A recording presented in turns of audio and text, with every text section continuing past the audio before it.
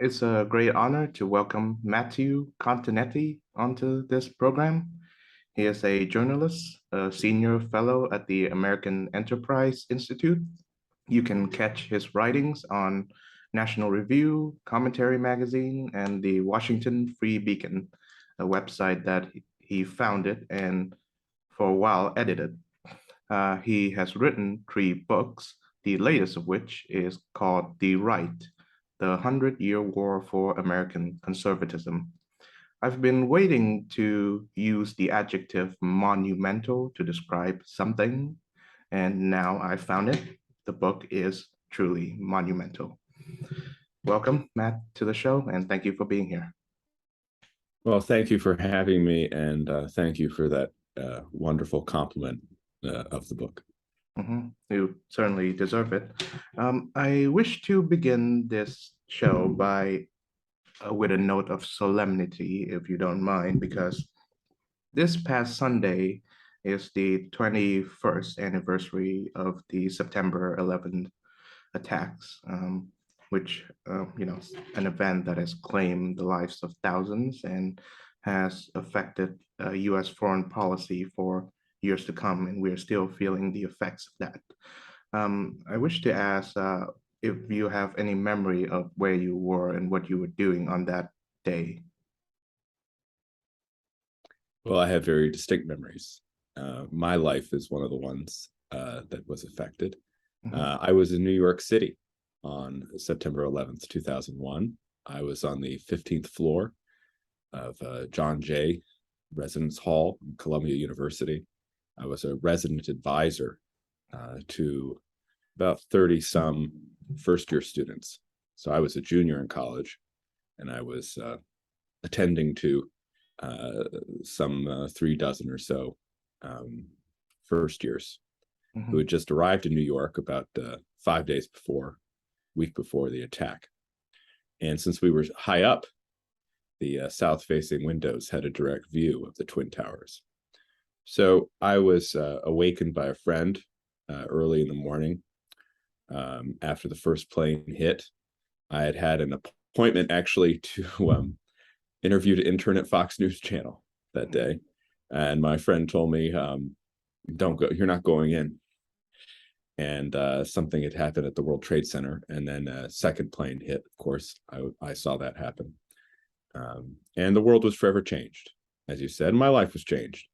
I had always grown up an American hawk.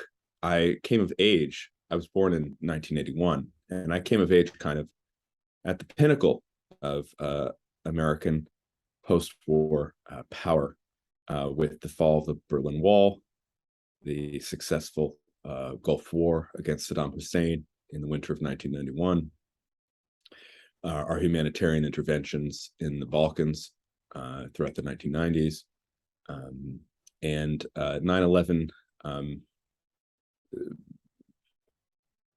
basically solidified my beliefs in American power and American exceptionalism and the necessity of American force in the world.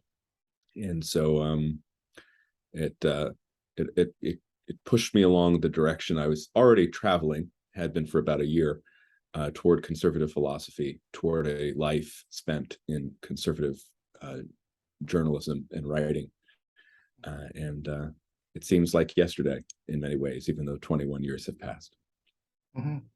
Yeah, how would you reflect on the 21 years since in regards to US foreign policy? Right. Well, I think the first thing to be said is that in the days after the attack, America expected to be hit again. I had nightmares of jets flying into other skyscrapers.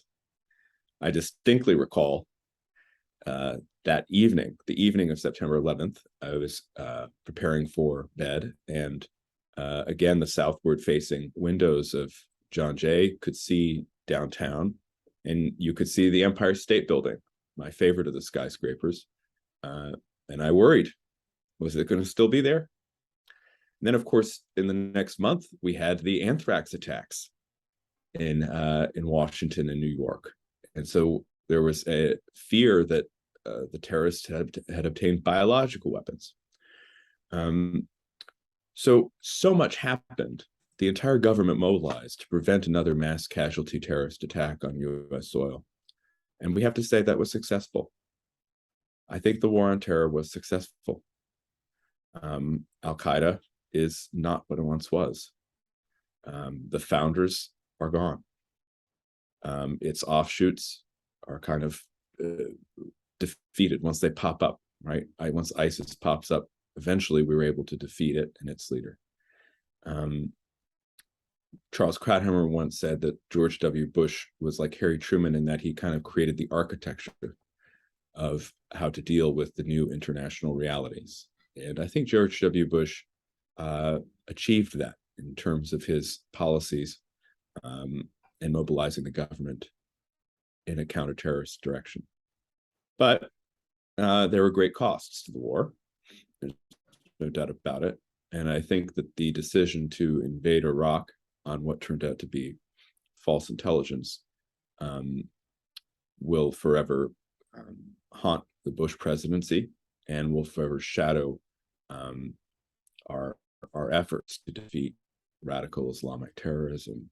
But the truth remains that the jihadist movement, I think, has peaked, and we, through U.S. will and U.S. power, we have been able to push it back. And now we confront new threats like a revanchist Russia and a rising China.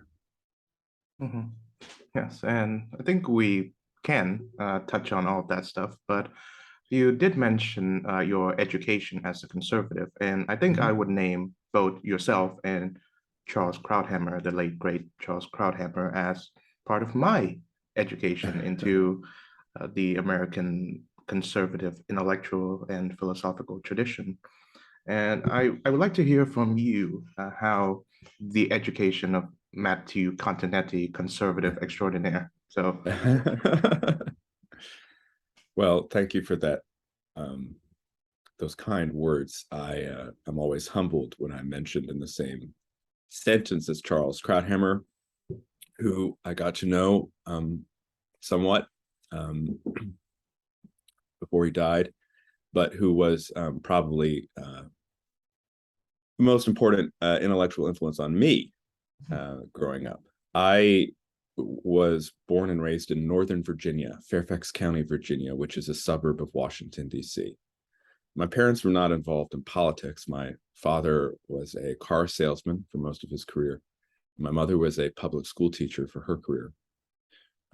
But living in D.C. And having family roots in Northern Virginia, politics is in the air. Washington is a company town, and the company is the federal government. So politics was always kind of discussed. And our hometown newspaper was the Washington Post, which in those days was, I think, one of the best papers in the world, certainly one of the best written papers. And I became a habitual reader of the Post's Friday columnists, including one, Charles Krauthammer. We also were devoted viewers in my household growing up of kind of the early talk shows, political talk shows. So we would watch on Saturday nights, and this is showing you how exciting my life was growing up. On Saturday nights, we would watch the McLaughlin Group, which featured a political writer named Fred Barnes, who became my mentor and friend. And then after the McLaughlin Group was another show, much less known, called Inside Washington, whose panelists every week included Charles Krauthammer. And so reading and listening to Krauthammer really shaped my thinking on almost every subject. While I always had that hawkishness to me, I confess,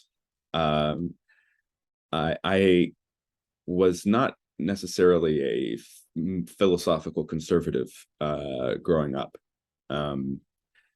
I think I was more or less supportive of the free market, but in truth, I saw a lot that I agreed with in the presidency of Bill Clinton, his third way approach. to issues while I was a teenager. But in college, having been forced to read the great books willingly as part of my Columbia education, reading Plato, the Republic, reading the Bible, reading Adam Smith's Wealth of Nations and Theory of Moral Sentiments, reading David Hume's essays, reading Montesquieu, Edmund Burke, the Federalist Papers. I eventually arrived at kind of a philosophical conservatism, a constitutional conservatism, where I've remained in the 20 or so years since. So I guess I had always been instilled with a sense of American patriotism, maybe even American nationalism, though that's a controversial phrase. And Krauthammer and George Will, reading them in my youth, kind of steered me toward a conservative direction. But one has to remember that Krauthammer, for much of the 1980s and in the 1990s, he was not really a domestic conservative. He was much more open to policies that embraced the use of government, say. He was always looking out for the complexities and moral nuances of issues. It was later in life where he, like me, and I probably followed him in that, became conservative in both domestic and foreign policy. And just finally, I would say that a lot of my education came when I was in college, when I realized that I was a conservative and that I wanted to live a life as a conservative writer, or as a writer who was conservative. And so I started reading a lot. And so other early influences on me when I was developing kind of my career were, I say foremost among them was David Brooks. And David Brooks, I learned, worked for a magazine called The Weekly Standard. And that's how I discovered The Weekly Standard. And then I found out that, oh, Charles Krauthammer also writes for The Weekly Standard. And so this became my favorite magazine. And I ended up working there. And then Fred Barnes also read. I was like, I know all these guys, that I need to be part of this action. So reading David Brooks and The Weekly Standard, reading Jonah Goldberg, who really kind of got me into National Review. The truth is, I did not know much about National Review until I was in college. Reading Andrew Sullivan, his website, kind of introduced me to a way of argumentation and a way of political writing that stuck with me. So all of those were influences as well, that have carried on through the decades, even if I now, don't always agree with my friend David Brooks or with Andrew Sullivan. Yeah, I'm glad you mentioned all of those names because those are the same names that have influenced my conservative thinking too. And I would like to add that Krauthammer started out as a Democrat. He wrote he was a speechwriter for Walter Mondale, and so he switched parties after that. But I'm glad you mentioned the idea of American power and a more hawkish foreign policy when applied to the U.S. And you should probably be reminded that you're talking to a Vietnamese. And so, yes, I am. But I've come to some sympathy and even some agreement with the idea that there should be more American influence, either militarily or culturally, throughout the world, especially when we're seeing the war in Ukraine. But I would like to hear from your position why I'd like to hear you make the case for, I guess, a more active American foreign policy. Well, I think the case comes down to the alternatives. I do think that we live in a world where great powers will shape the contours of international commerce, of international behavior. And if it's not the United States that shapes those behaviors, in my view, great powers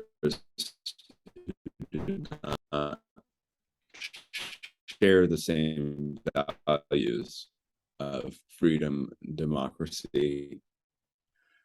It also is a function of responsibility.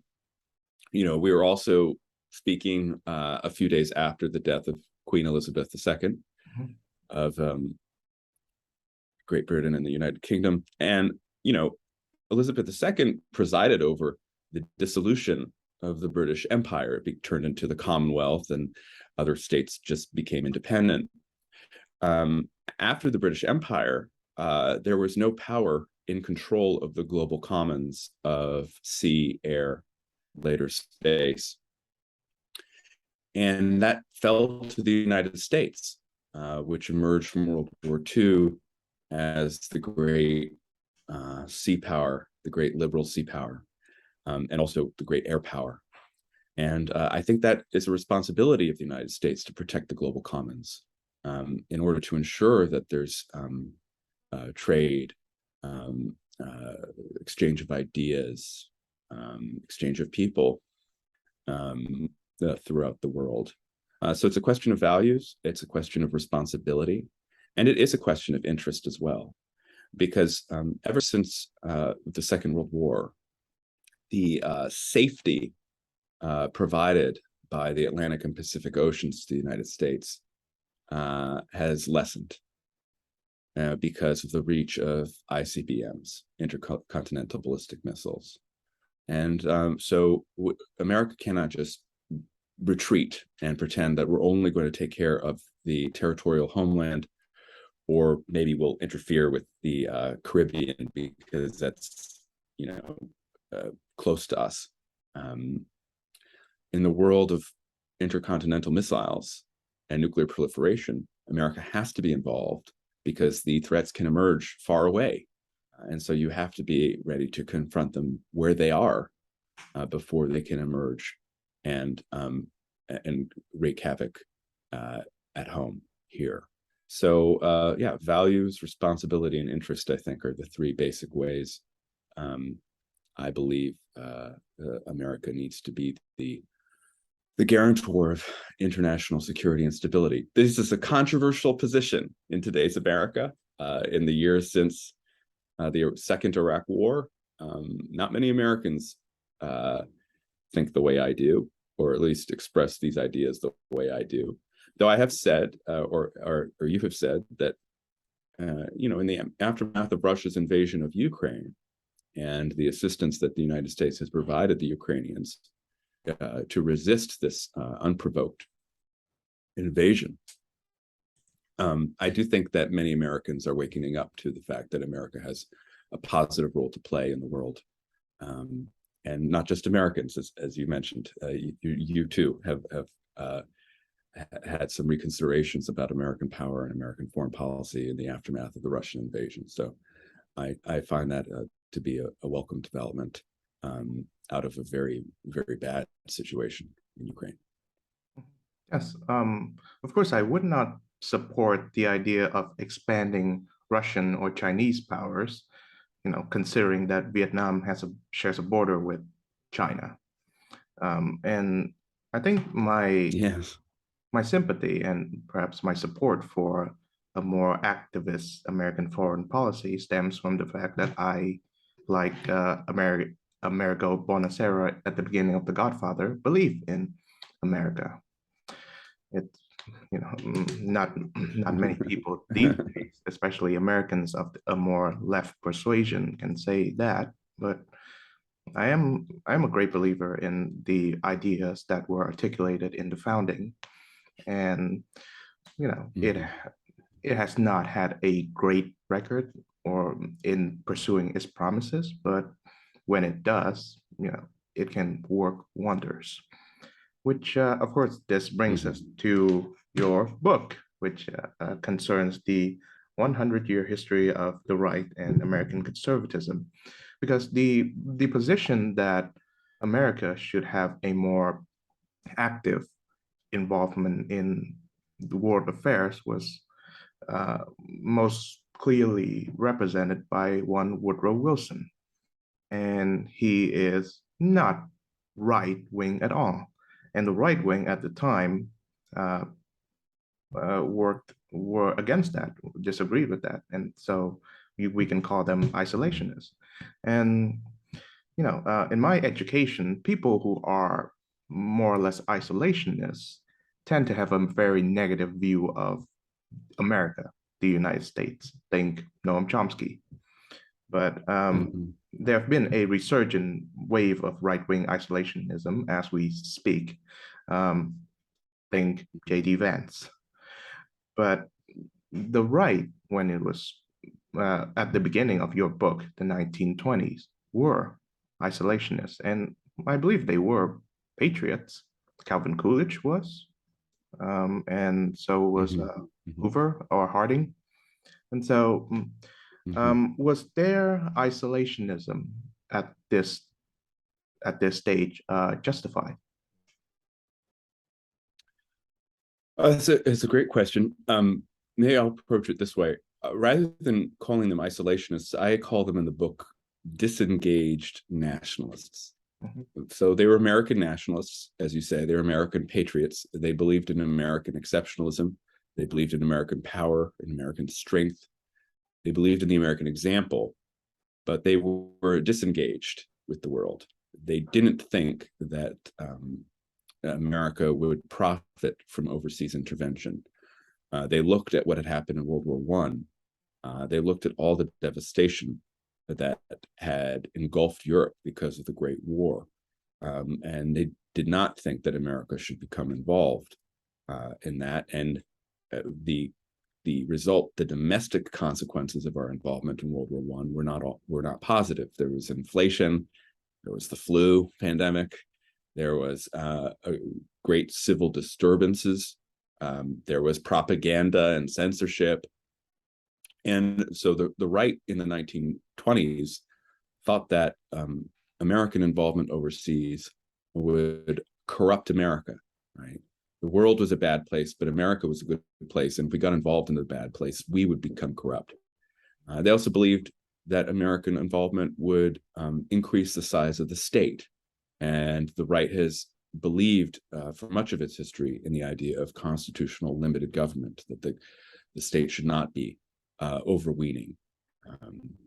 So for all these reasons, they were very reluctant to support international intervention, multilateral institutions, and of course, the right opposed American involvement in World War II right up to the minute that the Japanese attacked Pearl Harbor in December 1941. What changed, I should say, is that after the World War II, with the rise of the Soviet Union, a big part of the right reassessed its foreign policy. The right began to think that the threat from the Soviet Union was so unique and so profound that America needed to have a different foreign policy to defeat world communism, to defeat the Soviet Union. And so the right began to support treaties like NATO. The right began to support the forward deployment of our forces and bases around the world. And the right began to support interventions such as happened in Korea, and then such, of course, happened in Vietnam. So it was the unique threat, the exceptional threat, many on the right believed, of Soviet power, of the communist challenge to American values that took the right into this new direction of international involvement. And finally, I should say, you mentioned J.D. Vance. The development that leads to figures like J.D. Vance saying that he doesn't care what happens to Ukraine comes with the end of the Cold War.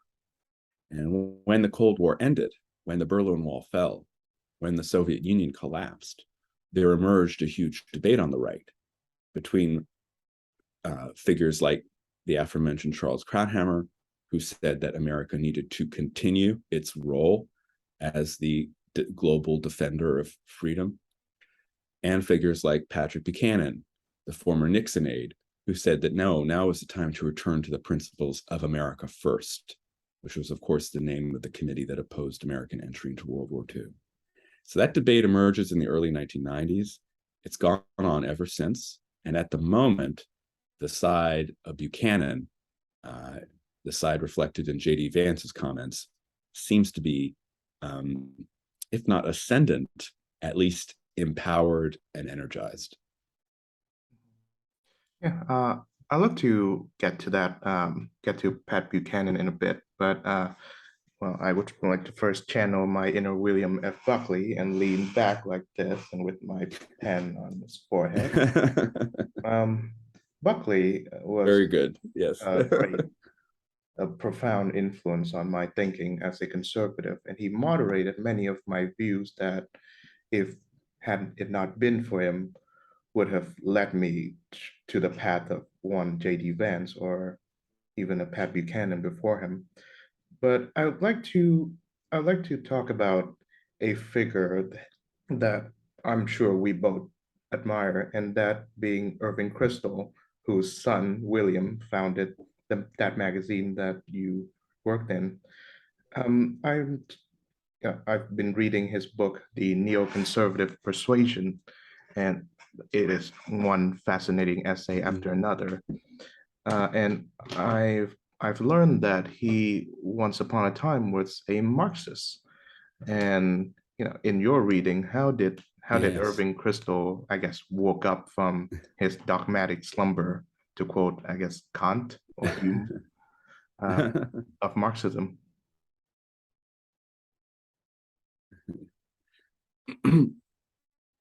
Well, Irving Kristol was born in Brooklyn, New York in 1920. He was the son of immigrants to the United States. And to be born a Jewish American in New York City in the 1920s was to almost guarantee an education in socialism. And his sister, in particular, his older sister, introduced him to socialist publications, and he became a socialist.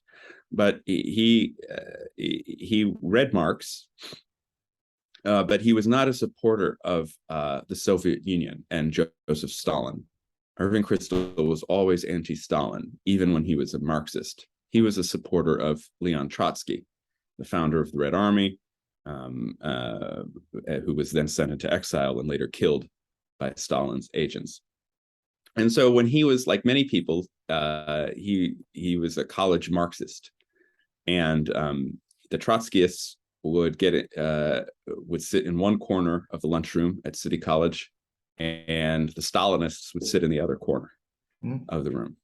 But in truth, the only thing that Marxism really ever did for Irving Kristol, well, it did two things. One, I think the Marxist training for many conservatives, or many people who became conservatives, not just Irving Kristol, but major figures in the history of conservatism, such as Frank Meyer and James Burnham, also began as Marxists. It taught them how to think and to argue. Marxism takes politics and history extremely seriously, right? You really have to know what's going on, and you have to be able to assess all the different forces at work in a given situation and analyze them and argue about them. And this is very helpful, actually, when you go into debates, even as a conservative, to kind of have this background and training and knowledge, right? And the second thing that Marxism did for Irving Kristol was it introduced him to his wife, B. Kristol, who known by her name Gertrude Himmelfarb, who went on to become an eminent historian of British history, the Victorian era in particular, and a commenter on American society and politics and culture as well. They met at a meeting of the Trotskyists. But the truth is, when Irving Kristol fought in World War II, his experiences in the war kind of threw cold water on his socialism. He was kind of put into contact with people, from outside his circle. And in particular, he was put into a battalion with a lot of members, Italian Americans, actually, from Cicero, Illinois. And he kind of said to himself, I can't make socialism work with these people. They're not ready to be socialists. And by the time he left the army, he had pretty much dropped the socialism and the Marxism. The other thing that was always kind of preventing his true commitment to Marxism was Irving Kristol, for his entire life, was fascinated by and believed in the importance of religion. And he could not reconcile the materialist atheism of Marxism with his belief in the fact that there is some spiritual dimension to human existence, right? And that's necessary. It's important to us. And so by the time he leaves the army and begins working for Commentary magazine, he is no longer a Marxist, or really much of a socialist, but a Cold War liberal, which meant that he is a supporter of Harry Truman, Franklin Roosevelt, figures who were for a welfare state at home, who were for civil rights, but who also believed in a strong American military and American involvement overseas. That's where Irving Kristol was by the 1950s. Yeah, and he exerted a profound influence on that institute that you're working in, AEI, the American Enterprise Institute, which I should mention that one of the other people who worked there was Vietnam's Saigon's ambassador to Washington, Bùi Diem. Yeah, I'm not sure you're familiar with him. He was emigrated. He emigrated to America after the fall of Saigon. Excuse me. And ever since, he has worked to, one, normalize American relations with Vietnam, and two, I guess, find a pathway to reconcile the North and the South. At least that's what I've read. Do tell me about the importance of, the place that you're working in, the American Enterprise Institute, to conservatism's history and present day. Of neoconservatism? Of the AEI and of course neoconservatism. Of American Enterprise Institute. Yes. Okay. Yes, I work at the American Enterprise Institute. It was founded in the 1930s by a group of businessmen who wanted to basically show through economics that many New Deal programs were misguided. And so it started off being called the American Enterprise Association. But in the 1960s, it became a more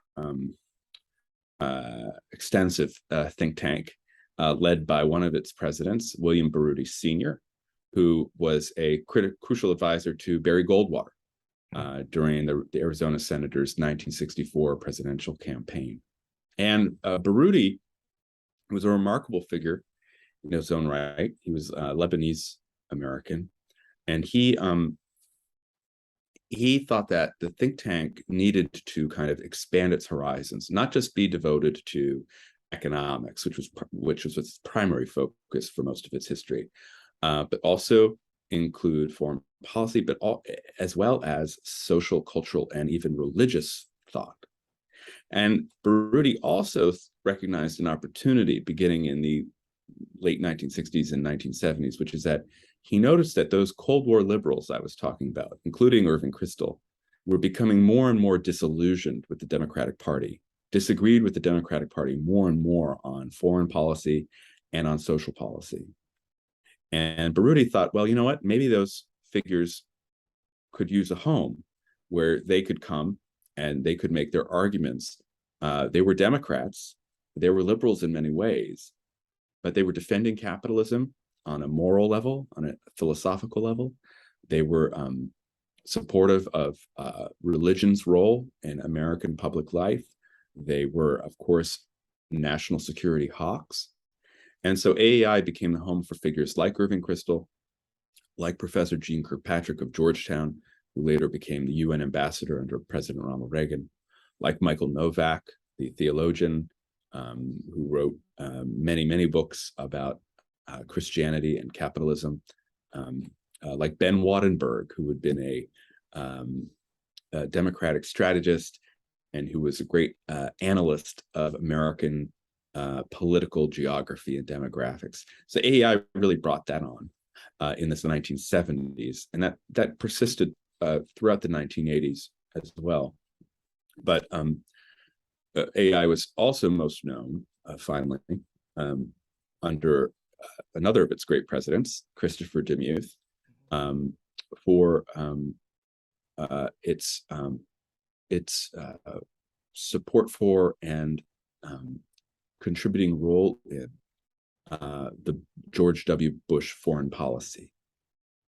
And so the surge in Iraq that happened in 2007, when George W. Bush, facing a very grim situation in the Iraq War, sent more troops there and changed the strategy of those troops from search and destroy to population security. That originated from the American Enterprise Institute and its thinkers, Frederick Kagan and his wife, Kimberly Kagan.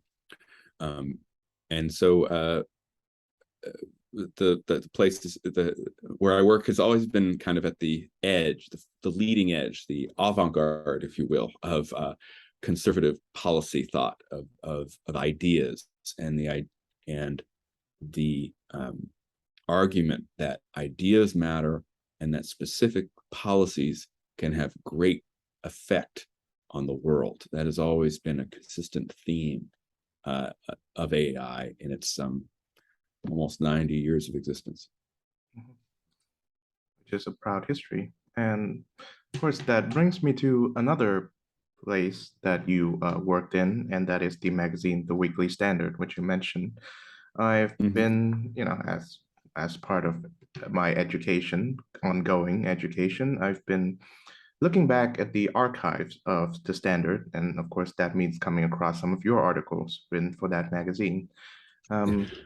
And two things really surprised me. One, Tucker Carlson used to write there. In fact, he was on the masthead. Yes. Yeah. And his politics these days is basically the polar opposite of that of Kristol and yourself and many who have written there. And secondly, I describe it as transgressive. It is a lot more transgressive than I expected from a conservative outlet, considering that Dick Cheney would order copies of it and distribute it to the Bush. President Bush himself read it. It is a magazine that a president read. Yes. And I find that it is very much transgressive. It pulled no punches when it comes to ridiculing liberals, the left, the mainstream media, Hollywood, academia, and so on. And it was very much assertive in defending conservative, or I guess particularly neoconservative principles, and that includes intervening in Iraq.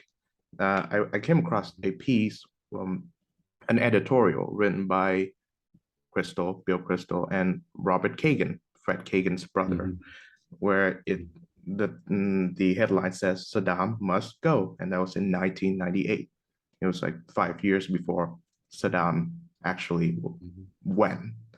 And there are other headlines, such as "The Case for American Empire" by Max Boot, and there are the bylines includes, of course, other than people like you, one Christopher Hitchens, who is I wouldn't describe as neoconservative at all, and the recently deceased P.J. O'Rourke, always funny.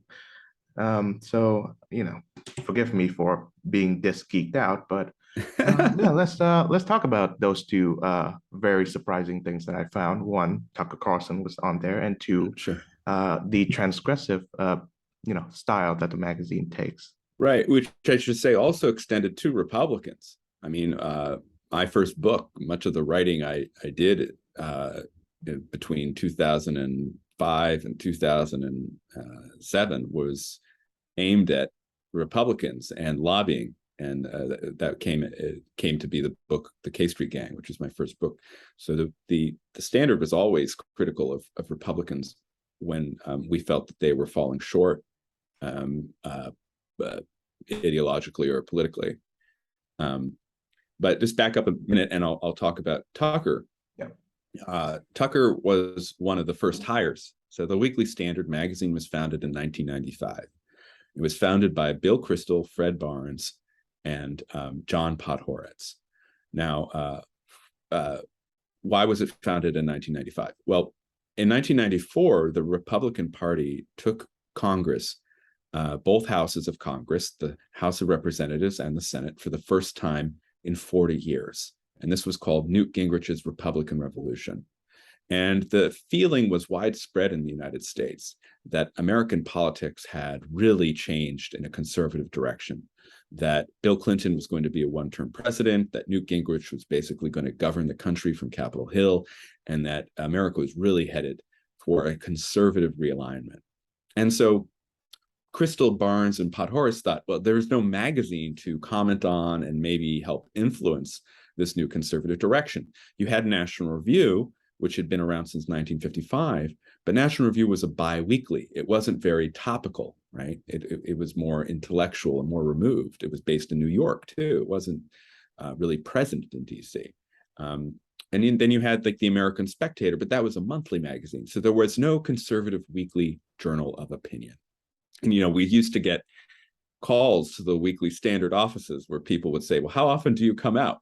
And we would say, it's in the name, and the weekliness of it was important. I mean, because remember, too, this is just at the very beginning of the internet.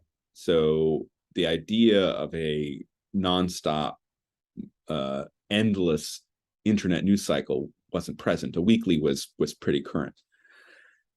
So Bill Kristol had worked for in the Reagan administration. He had worked for William J. Bennett, who was the Secretary of Education. In the George H.W. Bush administration, he had been Dan Quayle's chief of staff, the vice president's chief of staff. After Bush lost in 92, Bill Kristol was involved in some Republican campaigns, but also was set up a group called the Republican Project for the Republican Future, which was kind of trying to push the Republicans in a certain direction, especially to oppose Bill Clinton's national health care plan. And so the Project for the Republican Future was kind of folded into the Weekly Standard. And the guy who had done most of the writing for the Project for the Republican Future, a man named David Tell, he became the editorial writer for the Weekly Standard. Barnes was kind of a Washington celebrity. He had been at the New Republic magazine since 1985. He was a frequent appearance on CNN and on the McLaughlin Group. So he came and joined the magazine as its top political writer. And then Podhoretz was the son of Norman Podhoretz, another great conservative, neoconservative thinker, the editor of Commentary magazine for 35 years. And Podhoretz was actually, of the three, the only one who had really edited before. Bill Kristol was involved in politics. Fred Barnes was a writer, but John Podhoretz was actually an editor. He had been an editor at the Washington Times and U.S. News and World Report. So they formed the magazine. So they had to get a staff. And they pulled two very great writers, David Brooks, who had been at the Wall Street Journal. He came, and Andrew Ferguson, who had been at the American Spectator and the Washingtonian, and at the time was at Scripps Howard News Service. He came. And then they hired a younger group of writers. One was a guy named Matt Reese, who had been Fred Barnes's intern at the New Republic. Another was a writer who had interned at the American Spectator named Matt Labash, who no one really knew how that was going to turn out, but Matt Labash became one of the greatest and one of the most popular Weekly Standard writers. And then another writer named Tucker Carlson, who flopped his initial interview, but was called back and did much better and was given a job. And so those three writers were the main kind of staff writers for the magazine for its first 5 years. And Tucker more and more became popular on television as a cable news guest, and he left the magazine in 2000, which was before I arrived. So we never overlapped at the magazine. He left in 2001, the beginning of 2001, and then I showed up in the summer of 2003. But I got to know Tucker because the Weekly Standard, for its entire life, always prided itself on a very close-knit group of friends. It wasn't really, it was more than a magazine. It was truly a community. And so Tucker was part of that community really until just the past 7 or so years. So I got to know him there. And I would think that, most of the writing Tucker did before he became a television star was kind of just repertorial, funny. But you could sense that he did not agree with the foreign policy of the magazine, of Bill Kristol and Robert Kagan. So that's Tucker. So on the other question about your reverence, I'll just say that I think sense of humor is extremely important. I also think that magazines take on the character of their editors, and the editor was Bill Kristol. And Bill Kristol has a great sense of humor. He has a very irreverent take on everything. And so that kind of wit and kind of, parodic sensibility was infused in the magazine, and explains why it featured writers like P.J. O'Rourke, Andrew Ferguson, Matt Labash. David Brooks wrote some incredibly funny articles and pieces. That was always part of the magazine's sensibility. I think the magazine did become dominated by foreign policy after 9/11, but probably for good reason, because there was a war, and the Weekly Standard had been implicated in the war because it had argued for it, and it wanted the surge to happen so that it could be resolved. And then in its final years, the magazine, of course, became known for its opposition to Donald Trump. Well, I'm glad we've gone this far without mentioning Donald Trump, but Yeah, well, I noticed we only have about 10 minutes left, so I wanted to bring him in at this stage. Yeah, of course. I guess I'm glad you mentioned Trump again, because I sense a direct thread between one Patrick J. Buchanan and Donald J. Trump. And if there's one thing that the Weekly Standard is known for, it is its very, very vocal opposition to Pat Buchanan. Pat Buchanan may not have won the presidency, but his ideas were neatly transported into the policy, or at least the disposition, of Donald Trump. And of course, Tucker Carlson over time. And I think he has written at least one or two pieces that were critical of Pat Buchanan, later on adapted the framework, the policy framework of him. And this is something that's always been surprised me. There are certain people who style themselves as anti-elite or anti-establishment. Certainly, Buchanan was one of them. But these people were in bed with, or were part of the elite, that establishment that they were talking about for decades. Buchanan worked under Nixon and Reagan. Donald Trump was a rich guy who everybody knew him as a celebrity. Obviously not a political elite, but he has tried to run politically before 2016. So how do you explain this cohort of anti-elite right-wingers who are clearly elite? Elite, yeah. Elite anti-elitism, right? Yeah. I think George Will says somewhere, or likes to say that, elites will always rule. And so the question is getting the right elites, and having the public accept the right elites. So there is this case that all the leaders of populist movements often come from elitist backgrounds, but they're called traitors to their class, right? And look at, say, before Trump arrived on the scene, the leader of the populist right was someone like Ted Cruz, Princeton grad, um, uh, uh, wife works for Goldman Sachs, well-known lawyer. So yeah, this is a recurring phenomenon. I think one thing that strikes me is, the followers of these anti-elite elites don't seem to mind. They don't really care about the background of the leader, because they identify with him on other levels. They see him as sharing their values.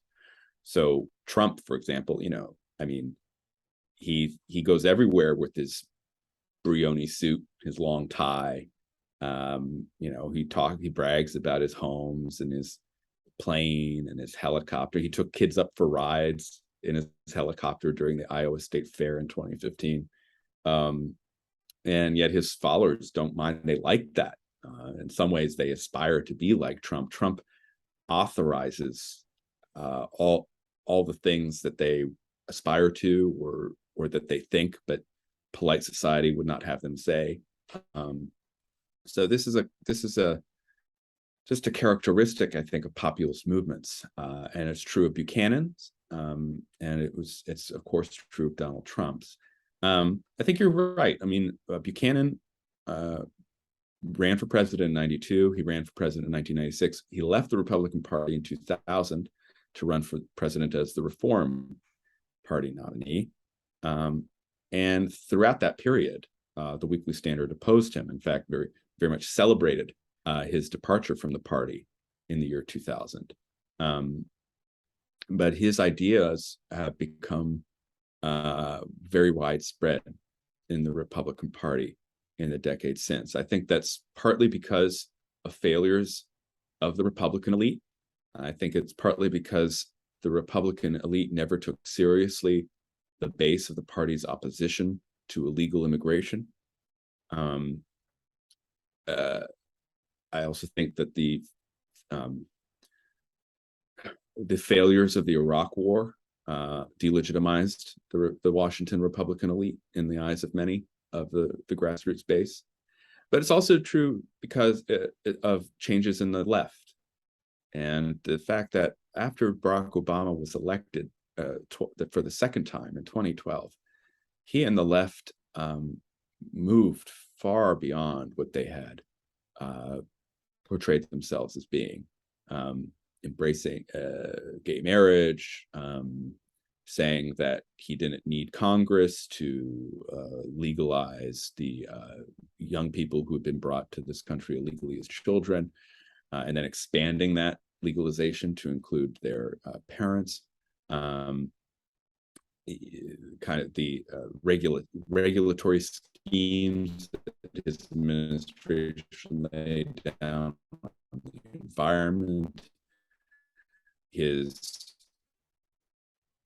awful foreign policy in the second term, which led to the spread of ISIS, and he confronted a rise in international terrorism, crisis on the border during his second term. All those things also helped push the Republican base toward the concepts and ideas of Pat Buchanan. And Buchanan didn't run in 2016.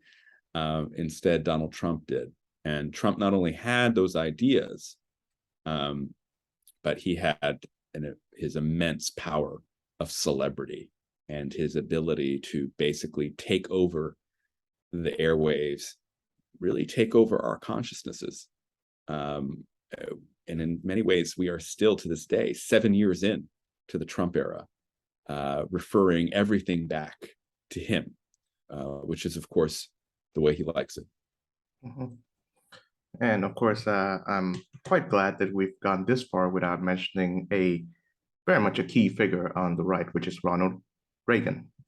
And, of course, your thesis in the book is that Ronald Reagan, rather than being a strict continuation of the right, is actually kind of an anomaly. And you caution against the current right's, centralization of Ronald Reagan in their, I guess, Mhm. self-mythology or self-history. Um, I would like to ask you, we are both admirers of Ronald Reagan. Um, what is a key lesson of Ronald Reagan's statesmanship that future US presidents could benefit from learning? A key lesson from Reagan's Uh, presidency, or yeah, presidency and statesmanship in general. yeah, yeah, from his statesmanship. Yeah. Um, well, what's striking to me is how little Republicans learned from Ronald Reagan. Um, Ronald Reagan was unique in a few ways. One was his uh, embrace of the future, which is not something we associate with conservatism. But Reagan was always thinking and talking about tomorrow and how America would be better tomorrow than it was today. And this future orientation, I think, is very inspiring to many people. And Reagan, his great image of the city on the hill was something to work toward. It was something he saw in the future. And he presented a positive vision of the future to many Americans. That is often missing from American conservatism. Conservatism, I do think, has a tendency toward pessimism, a tendency toward reaction, a tendency toward thinking that everything is going wrong and there's really nothing to do about it. That was not Reagan. And Reagan was much more successful than those conservatives who take that pessimistic attitude. Another thing Republicans didn't learn from Reagan is that you needed to push on all fronts at once. So it wasn't just that you were for growth in jobs and economics. It was also that you were for a strong, powerful, expensive military that was pushing the envelope in technology, and that was making also the ideological argument against Americans, against America's adversaries.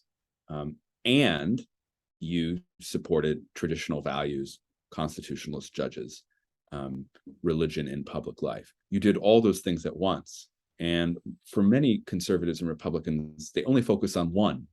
So you'll have the national security conservatives, or you'll have the religious conservatives, or you'll have the economic conservatives, and they think their little piece of the pie is the only part that matters. Reagan did it all. Finally, something that conservatives and Republicans could do a lot with is Reagan's sense of humor.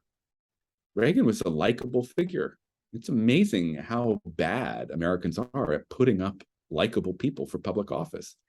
But Reagan was known as the Teflon candidate because even though his views were very, very conservative, none of the attacks stuck because people looked at Ronald Reagan and they thought, man, he's a nice guy. He's always smiling. He's always winking and telling a self-deprecating joke and telling a story and talking about how good things are going to be if we just have confidence and if we just get to work.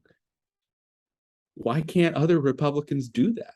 I don't know. I mean, in truth, there are some similar. Barack Obama is not. He wasn't quite as funny as Reagan, but he served the same purpose of kind of making people, or at least his supporters, feel like things were moving in the right direction. Put it that way, right? It was kind of like the mirror image of Reagan because his supporters were liberals, they were progressives, and Reagan's were conservatives and independents. It's important for the right to embrace these qualities, I think, if they're to win majorities. I should say, even Newt Gingrich, I get a lot of, especially from European journalists, they're always like, oh, you're too nice to Newt Gingrich. And I said, well, Newt in the 1990s was very Reaganite. He was talking about the power of technology. He was talking about this dynamic future we were all going to enjoy if we just got the bureaucracy out of the way. He kind of had a happy warrior energy to him. And he had, weaknesses that led to his downfall, but he was still in that Reagan tradition. Certainly when they took Congress in 1990, before. And remember, they kept Congress for 12 years. I mean, that's a long time. I, I think that's the lesson Republicans need to take. They need to look at Reagan on their side. Yeah. So, final question, since I'm mindful of our time. Of course, we started out discussing how you became a conservative, emphasis on the how. But now I would like to ask, why are you a conservative? Sure. Well, I think it has to do with certain intuitions or instincts. I think conservatism begins with an idea that human beings are flawed, that there's human nature that is can improve, but is not perfectible in totality. That human beings, when left to their own devices, can get up to a lot of trouble. And so you need kind of the guiding influence of tradition, of the guardrails of family and religion, education, to bring out the best in human beings. I think that's the baseline. I think also conservatives tend to recognize that, the world is a dangerous place. Our communities can be dangerous places. The international scene can be a dangerous place. And what that means is that liberal societies require illiberal defense mechanisms.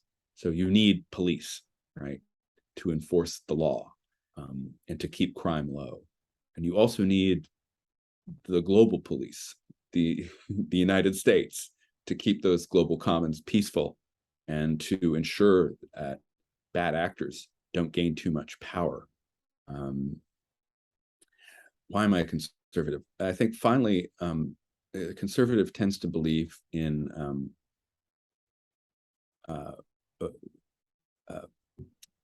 kind of the spontaneous order and development, rather than top-down planning.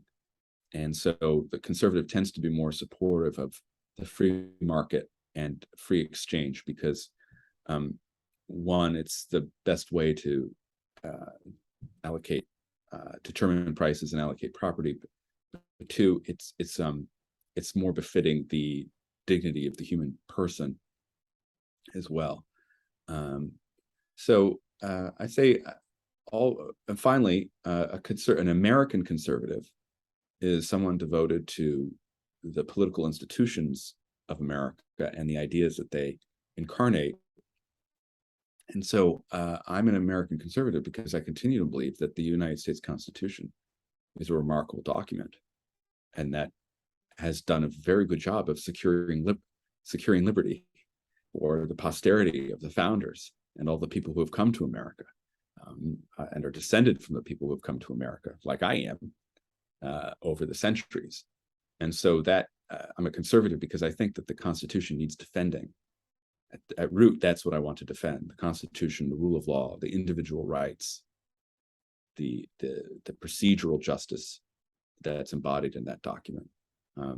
And without that, America and the world would be a much different and far less hospitable place, in my mind. With that being said, and that's a very fitting way to end this discussion. Thank you very much, Matthew Continetti, for being on this program. Thank you for your keen insight on the history and present moment of conservatism. I encourage everyone who cares about the right to read Matt's book titled The Right.